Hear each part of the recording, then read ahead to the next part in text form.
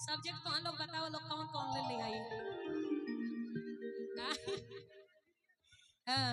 Inter college vary बना लेकिन कहो तरी कि वहाँ का मास्टर लोग से लेके स्टूडेंट तक मोई बदमाश होना लोग। हां डॉक्टरी का पढ़ाई करबू बायोलॉजी हैं बायोलॉजी करबू हैं कहो तरी कि बायोलॉजी पढ़ के ऑपरेशन ना करो। देखो पढ़ी लिखी है हां कि जब से देखले पानी को